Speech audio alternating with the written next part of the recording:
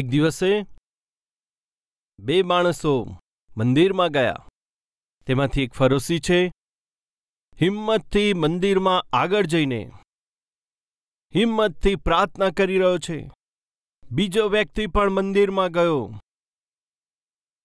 તેણે પણ પ્રાર્થના કરી. પહેલો દૂર ઊભો રહ્યો હતો, બીજો શરમાતો ઊભો હતો, ત્રીજો છાતી કૂટતો ઊભો રહ્યો હતો. ત્રણ વિષય હું તમારી આગળ વહેંચવા માંગુ છું. દૂર કરી દેનાર પાપ. તેણે કરેલા પાપો તેને દૂર કરી દીધો. બે દિવસે તેમના દ્વારા કરેલા પાપોને લીધે એદન બાગમાંથી તેમને બહાર મોકલી દેવામાં આવ્યા.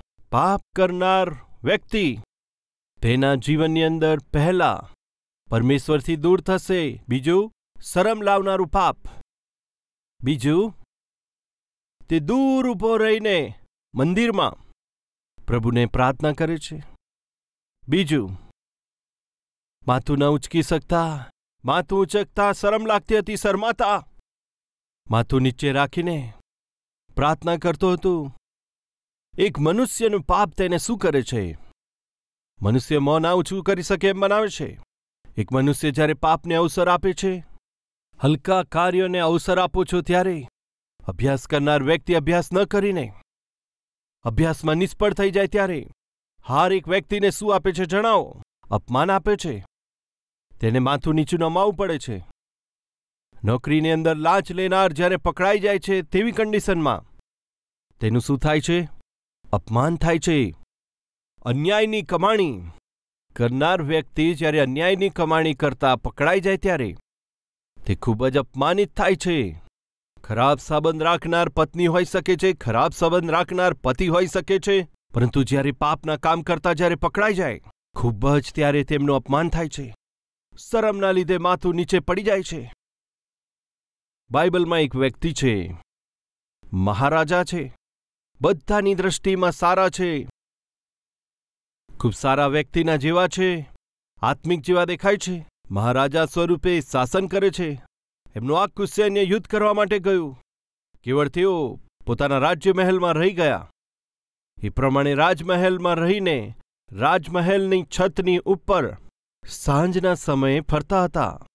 એ પ્રમાણે ફરતા સમયે તે ધાબા ઉપરથી જ્યારે નીચે જોયું ત્યારે સૈનિકોના ક્વાર્ટર્સ હતા. આ સૈનિકોના ક્વાર્ટર્સની અંદર એક સ્ત્રી નહાતી તેમને દેખાઈ.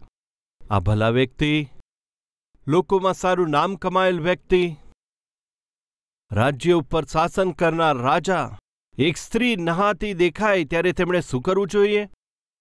છી, મારે શા માટે આવી આંખોથી જોવું? શા માટે જોવું? લાગે છે મારા સૈનિકની પત્ની છે, સ્નાન કરે છે. સ્નાન કરતા નગ્ન સ્ત્રીને શા માટે હું જોઉં? એ પ્રમાણે બોલીને તરત પોતાનું મોં ફેરવી લેવું જોઈતું. પરંતુ શું થયું જાણો છો?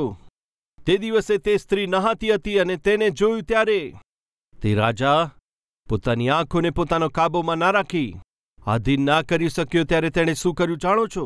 તે સ્ત્રીના વિષયમાં જાણકારી પ્રાપ્ત કરી. કોણ છે આ? બહુ સુંદર છે. તેનું બેકગ્રાઉન્ડ શું છે? બધી ડિટેલ મને લાવી આપો. એમ કહીને તે સૈનિકની પત્નીના વિષયમાં બધી જાણકારી પ્રાપ્ત કરી. અન્ય સ્ત્રી, બીજી વ્યક્તિની પત્ની, બીજા ઘરની ગૃહિણી, તેના વિશે આ રાજાને શો રસ છે? છે કોઈ આપણી મધ્યમાં આવી ઇન્ક્વાયરી કરનારા? પર ઘરમાં રહેનારી સ્ત્રીઓના વિશે ઇન્ક્વાયરી, અન્ય ઘરમાં રહેતી છોકરીઓ વિશે ઇન્ક્વાયરી, નોકરી કરવાની જગ્યાએ જો કોઈ નોકરીમાં નવું જોઈન થાય છે અને તે ખૂબ સુંદર હોય તો ઇન્ક્વાયરી. પહેલી ઇન્ક્વાયરી શું છે? લગ્ન થયું છે કે નહીં? બીજી ઇન્ક્વાયરી શું છે? તે ક્યાંથી આવે છે?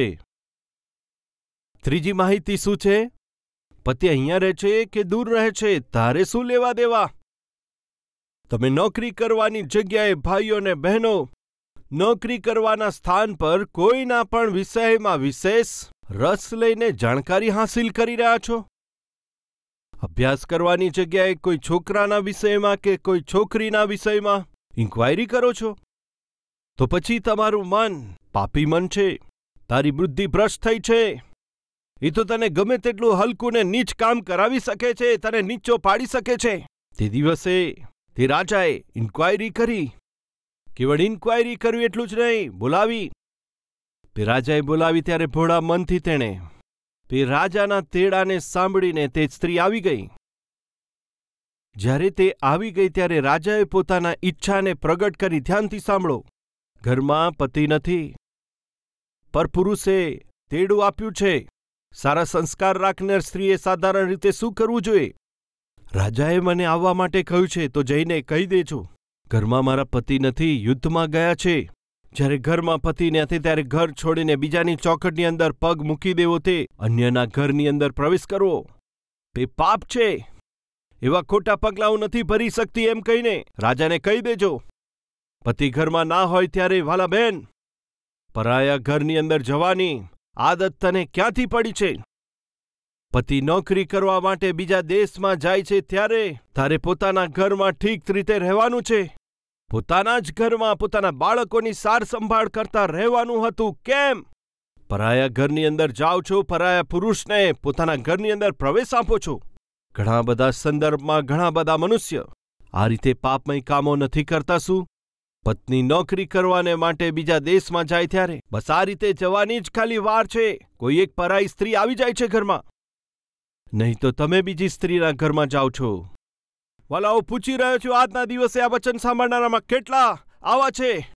પતિને દગો કરતા, પત્નીને દગો કરતા, પરિવારના આદરને, પરિવારની વ્યવસ્થાનો નાશ કરનારા, આ પાપમય જીવન વિતાવનારા. આપણામાંથી કેટલા લોકો એવા નથી? દયા કરીને સાંભળો.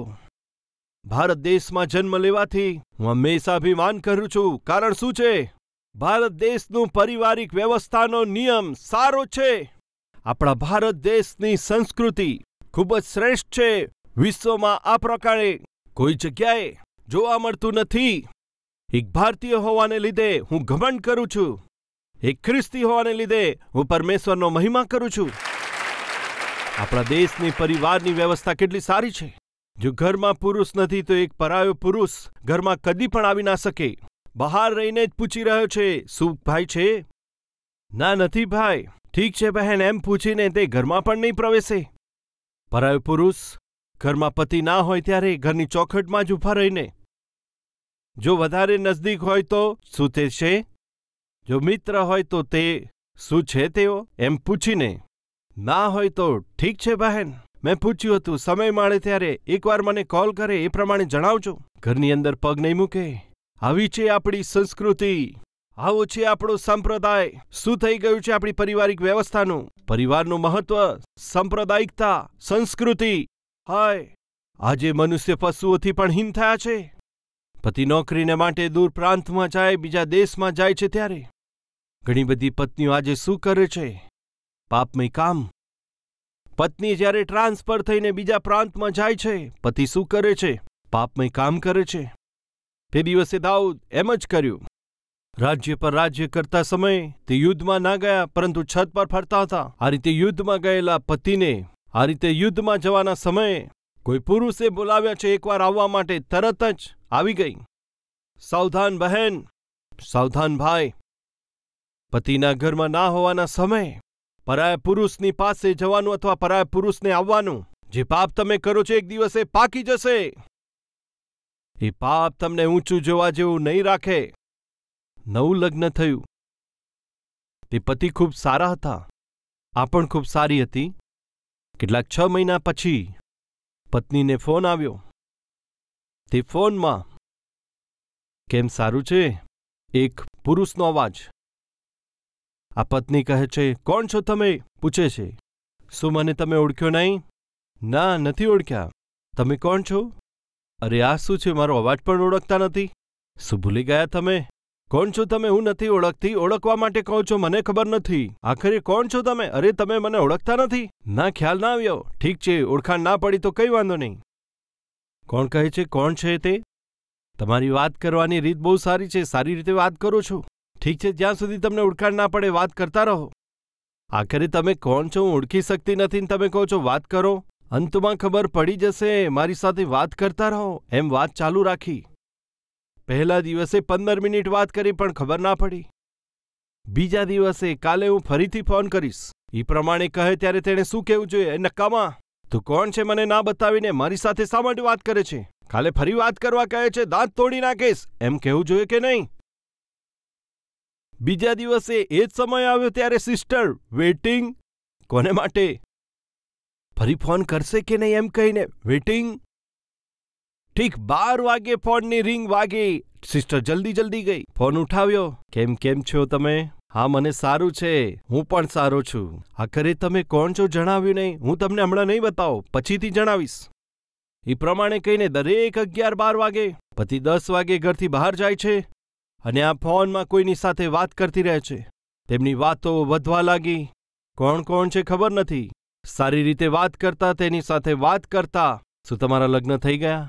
તે કહે છે લગ્ન થઈ ગયું એમ પૂછે તો શું જણાવો? ખરેખર તો જેની સાથે મારા લગ્ન થયા છે મને બિલકુલ પસંદ નથી. કેમ, શા માટે? જ્યારે હું કોલેજમાં તો એક છોકરી સાથે પ્રેમ થયો, તો પછી છોકરી સાથે પ્રેમ કર્યો, તે છોકરી સાથે લગ્ન કરીશ વિચાર્યું. મારા ઘરના લોકો માન્યા નહીં, જબરજસ્તી બીજી છોકરી સાથે લગ્ન કરાવ્યું. હવે તમે શું કરો છો વિશે શું જણાવ તમને? એક તરફ જોઈએ તો જે પસંદ હતી તે તો મને ના મળી, જે પસંદ નથી એની સાથે મારે રહેવું પડે છે. મારા કષ્ટોને દુઃખોને કોણ જણાવે? એ પ્રમાણે બહુ દુઃખી થતો હતો ને આ એને સાંત્વના આપતી હતી.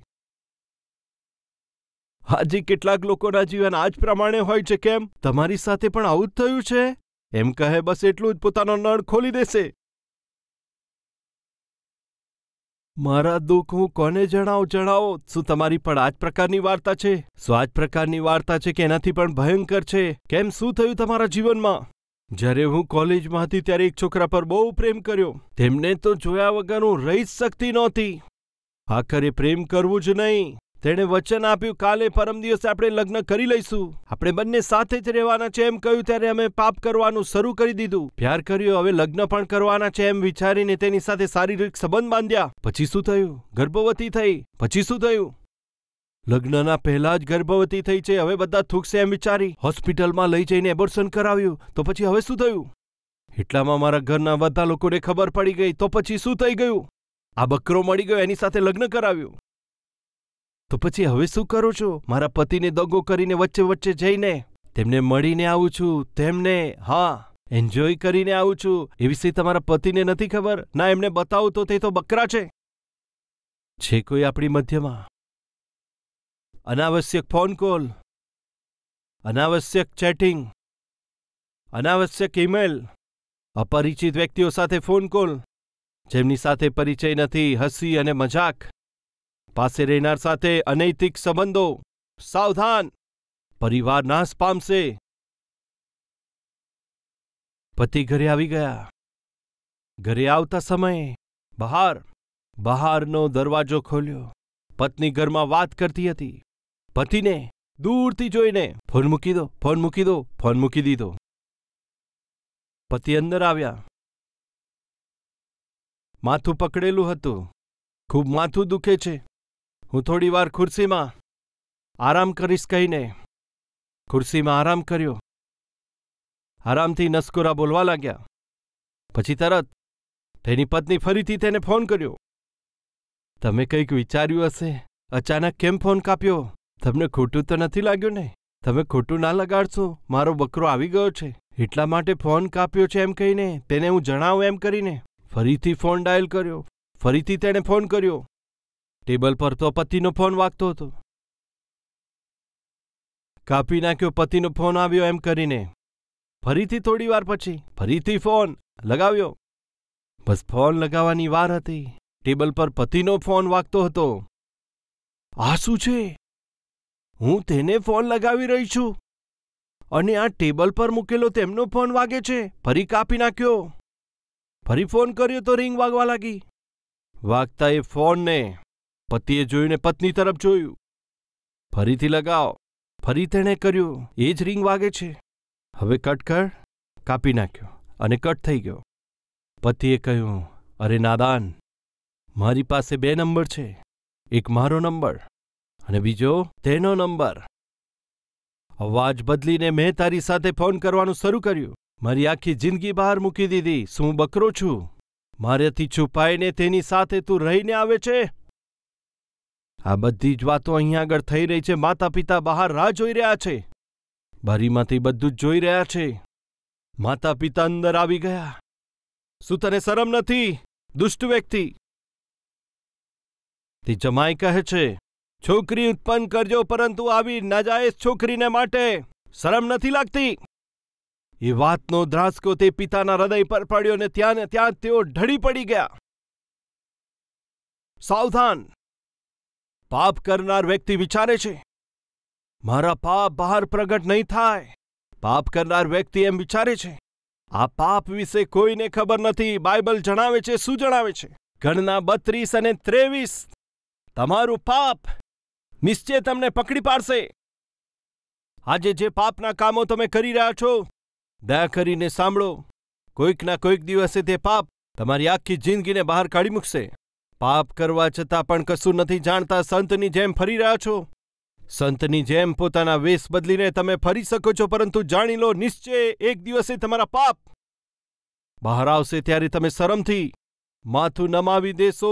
માથું નીચે નાખવું પડશે. દાઉદે એમ જ કર્યું હતું. પર નારીને બોલાવી તેની સાથે પાપ કર્યું. તેને બોલાવી ત્યારે તરત જ આવી ગઈ મહારાણી. તેણે કહેવું જોઈતું હતું, પતિ નથી, હું બહાર ના આવી શકું. સારા સંસ્કારમાં ઉછેર થયેલી સ્ત્રી છું, પણ ના બોલી. તે રાજાએ પોતાની ઈચ્છા પ્રગટ કરી ત્યારે તેણે જણાવવાનું હતું, તમે મારા શરીર ઉપર હાથ નથી નાખી શકતા. તમે રાજા હોઈ શકો છો, અમે તમારા નોકર સમાન હોઈ શકીએ છીએ, પણ તેનો અર્થ એ નથી કે તમે મારા શરીર ઉપર હાથ નાખી શકો. આજે નોકરી કરવાની જગ્યાએ સ્ત્રીઓને કેટલી જગ્યાએ કેટલી બધી પરેશાની.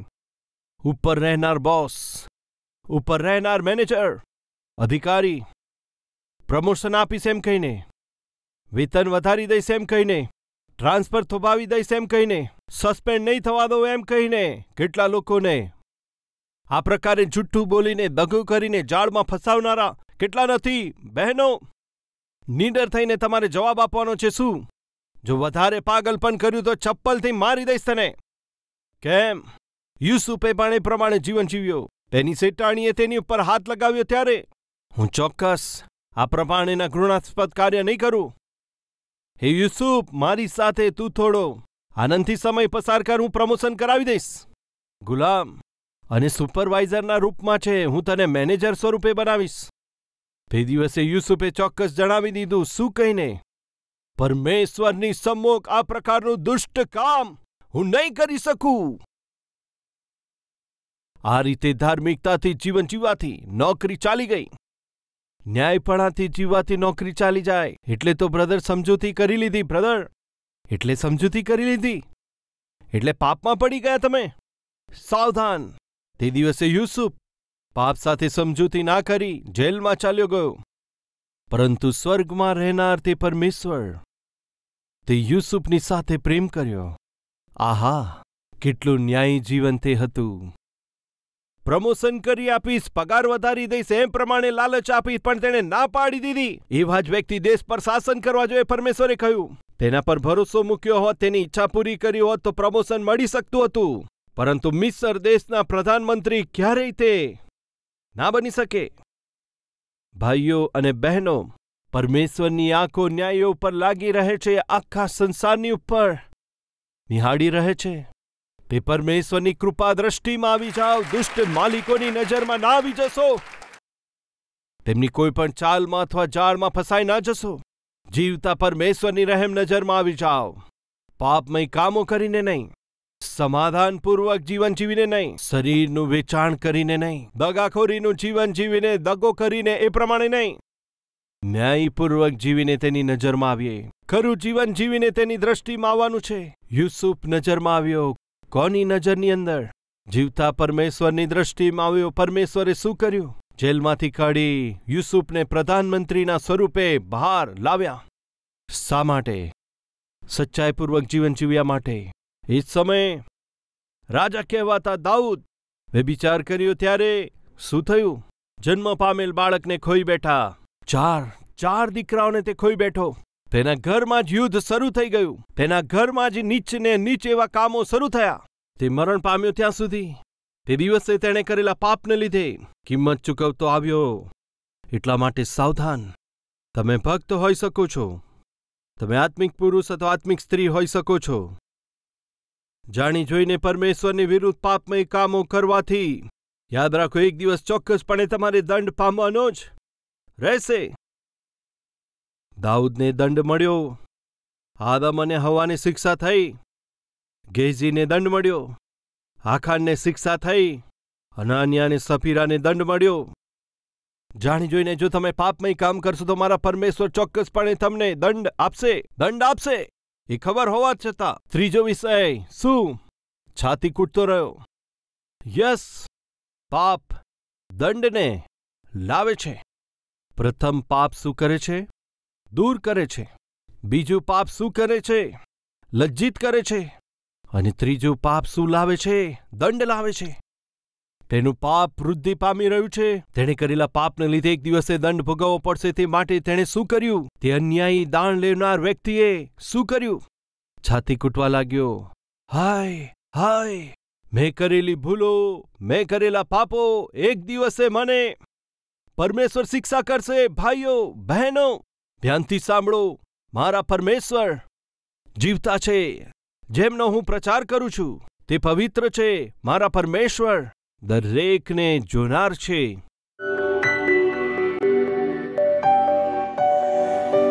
મહાપવિત્ર પ્રેમી પરમેશ્વર, મનુષ્ય જે પાપ કરે છે તમારાથી દૂર થઈ જાય છે.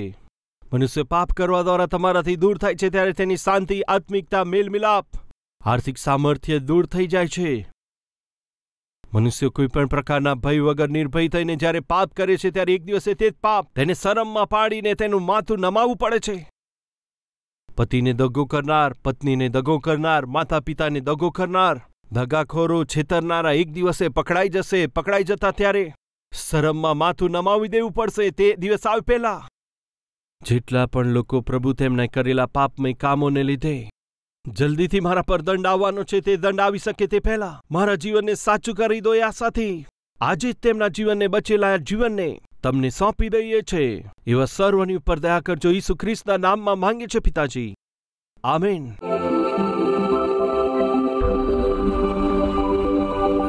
सबको शलोम। मेरा नाम सुजाता है, मेरे पति का नाम सुभाष है। हम शादी के बाद बहुत खुश थे। हमारे बच्चे जन्म लेने के बाद हमारा परिवार सारा बहुत खुश था। लेकिन एक दिन ऐसा हुआ, जब मैं अपने घर में काम कर रही थी तब अचानक से मुझे कोई आवाज सुनाई देने लगी।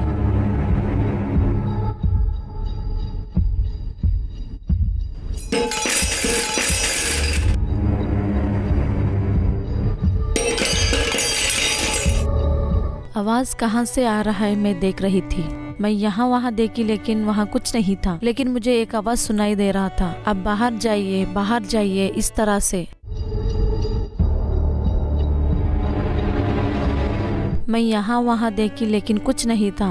मैं सामान छुए बिना ही वह गिर जाते थे। इस तरह से क्यों हो रहा है सोचने से मुझे बिल्कुल समझ में नहीं आता था और मुझे भोजन खाया नहीं जाता था।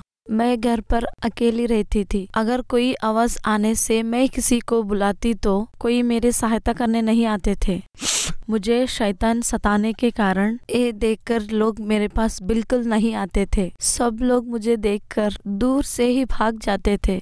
अगर मैं भोजन करने बैठूं तो उस भोजन में मुझे सांप दिखाई देता था।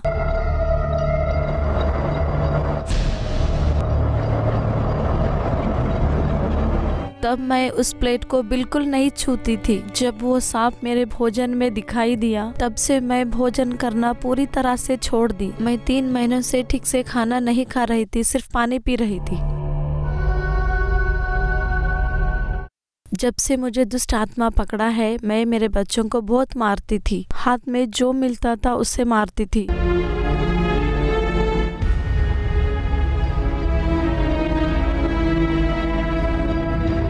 बच्चों से नफरत करती थी। मेरे पति की बात बिल्कुल नहीं सुनती थी।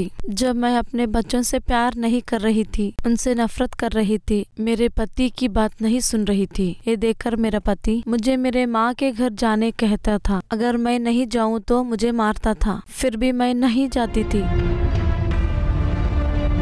एक बहन कही, आप कलवरी टेम्पल जाइए, सतीश भैया आपके लिए प्रार्थना करेंगे, सब कुछ ठीक हो जाएगा। कहने से हम कलवरी टेम्पल गए। तब उस दिन मुझ में बदलाव आया।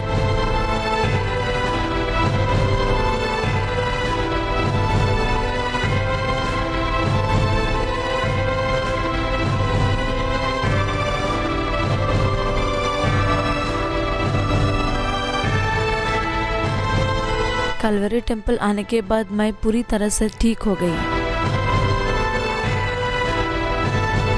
मुझ में बदलाव देखकर मेरा पति और मेरे बच्चे मेरे साथ कलवरी टेम्पल आ रहे हैं। दुष्ट आत्माओं से मुझे छुड़ाकर पूरी तरह से ठीक किए, हमारे परिवार का फिर से निर्माण किए और खुशी से भरे। प्रभु को मैं क्या दे सकती हूँ? प्रभु का वचन सुनकर मैं ठीक हुई। बहुत से लोग इस वचन को सुनकर ठीक होना है कहकर अब तक मैं 4 बार कलवरी आवाज की सहायता की और करते रहूंगी। मैं दुष्ट आत्माओं से तड़प रही थी, नरक जैसे अनुभव कर रही थी। प्रभु मुझे दुष्ट आत्माओं से छुड़ाए। प्रभु को सारी महिमा मिले। કલવરી અવાજના દર્શકોને પ્રભુના નામમાં શાલોમ। એક સમયમાં કેવળ એક જ કાર્યક્રમથી આરંભ થયો કલવરી અવાજનો પ્રોગ્રામ। આજે લગભગ 450 કાર્યક્રમ, કેવળ તેલુગુમાં જ નહીં, ઇંગ્લિશમાં, હિન્દીમાં, ઉર્દુમાં, બંગાળીમાં, ગુજરાતીમાં, મરાઠીમાં, પંજાબીમાં, કન્નડામાં, ઉડિયામાં, તામિલમાં, આપણા ભારત દેશની સર્વ પ્રમુખ ભાષાઓમાં આજે કલવરી અવાજ દ્વારા પવિત્ર વચન અનુવાદ કરીને કરોડો લોકોને સુવાર્તા પહોંચાડવાનું તક પ્રભુએ આપી છે। તે કેવી રીતે સંભવ થયું છે? જે લોકો આ પ્રોગ્રામ જુએ છે, આ કાર્યક્રમ દ્વારા પવિત્ર વચનનો લાભ લઈ રહ્યા છે, તે ઉદારતા સાથે જે ભેટ મોકલી આપે છે, તે દ્વારા આટલા લાખો કરોડો લોકોને સુસમાચાર આપવામાં આવે છે। પ્રભુ ઈસુ ખ્રિસ્ત જલ્દી આવવાના છે। તેમના આગમન પહેલા આપણા ભારત દેશના સર્વ લોકોને ખ્રિસ્તના પ્રેમની સુવાર્તા પહોંચાડવાની જવાબદારી જરૂર આપણા પર છે। તેને માટે જો પ્રભુ તમને પ્રેરણા આપે છે તો આ કાર્યક્રમ આપના માટે આશીષિત છે, તો કેમ ના તમારા પરિવાર દ્વારા આ કાર્યક્રમની સહાયતા કરવા માટે લાખો લોકોને સુવાર્તા પહોંચાડીએ। બધા દાનોથી મોટું છે અન્નદાન એમ લોકો કહે છે, પરંતુ હું કહું છું સુસમાચારથી મોટું દાન બીજું કોઈ નથી। કેટલા લાખો લોકોને તમારા પરિવારની ભેટ દ્વારા આ સુસમાચારને કેમ ના વહેંચવાનો પ્રયત્ન કરીએ। પ્રભુ તમને પ્રેરણા કરે છે તો આજે જ આ કાર્યક્રમની સહાયતા કરીએ, લાખો લોકોને સુવાર્તા આપીએ। ટીવીમાં દેખાતા નંબર ઉપર ફોન કરીને કેવી રીતે આ કાર્યક્રમની આપણે સહાયતા કરી શકીએ, કેવી રીતે તમે આપણા દેશને માટે આશીષિત બની શકો છો, જાણકારી પ્રાપ્ત કરશો એવી આશાથી તમારો ભાઈ સતીશ કુમાર।